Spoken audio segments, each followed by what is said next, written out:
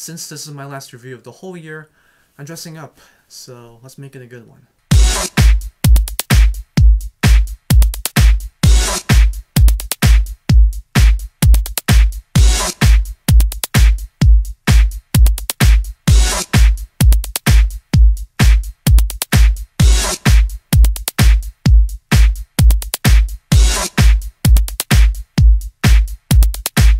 The Girl with the Dragon Tattoo. I cannot emphasize how much I've been waiting for this movie. It has been easily my most anticipated movies of the whole year. I heard they were making a new adaptation of The Girl with the Dragon Tattoo like a long time ago, so I've been stalking this movie for a pretty long time, and after waiting for this movie for a long time, I'm glad to say it was pretty well worth it. The basic story of The Girl with the Dragon Tattoo is Michael Blomkvist, played by Daniel Craig. He's pretty much like in a scandal. There's this man played by Christopher Plummer. He's kind of like this rich kind of billionaire. He asks this Michael Blomkvist guy, this journalist, to kind of do this case. Christopher Plummer's niece, who's been missing for 40 years.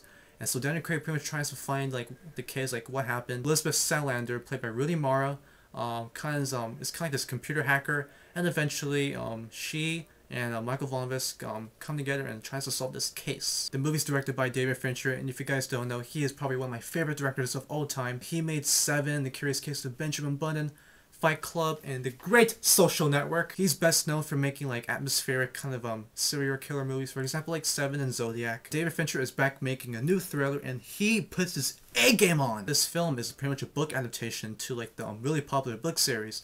And it was also a Swedish film like 2 years ago. David Fincher has his new take on the source material, and it is wonderful to watch. Beautifully directed with grace, it's beautiful ease, it is wonderful. David Fincher. Yeah!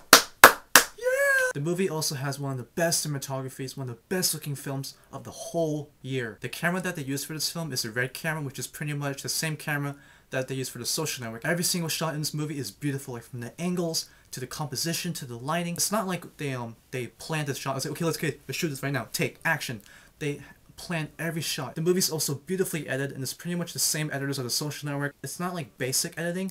It's really complex. Like the sound is beautiful. Every single edit is like for a purpose. The people who make the music score for this movie is Trent Reznor and Atticus Ross, and they made The Social Network last year. Trent Reznor and Atticus Ross has one of the best music scores of this whole year. Trent Reznor and Atticus Ross are really good when it comes to like having these scenes, and when they have the music score, it enhances the scene. The movie's pretty well acted for most of the part. For example, let's start with Rooney Mara. Rooney Mara was in The Social Network last year, and like it's really like awestruck in like how she transformed herself. She pierced her eyebrows, spiked hair, nose piercing. Her transformation was really impressive, but I thought her acting was not as good as I expected. I still like her performance. Daniel Craig plays Michael Blomkvist, and I thought he was I'm sorry to say, I thought he was so-so, and I'm probably like the only person on YouTube is saying Daniel Craig's decent performance. Oh, it's a miracle! There was some parts when I felt as if he was just reading the line, and okay, and then he was like, okay, let's shoot. So sometimes I felt he wasn't really getting into the character. Christopher Plummer wasn't really much in the movie, but he did a good job too.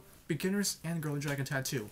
Awesome. The other supporting actors were really good too. The script is written by Steven Zaillian, I can't pronounce his name, but he wrote, you know, like the scripts of like Schindler's List, and he wrote the recent Moneyball. I really like the dialogue in this movie. It's very well written. Since like I seen the original Swedish film like a year and a half ago, you know, it's really interesting to have this new take on like this really interesting story, and I think Steven Zaillian did that really well. But unfortunately, this movie has a couple problems, and yes, a David Fincher movie has some problems. Oh my gosh! I really like this movie. Most of the movie I really loved, but unfortunately, like once the climax hit and all the way through the ending,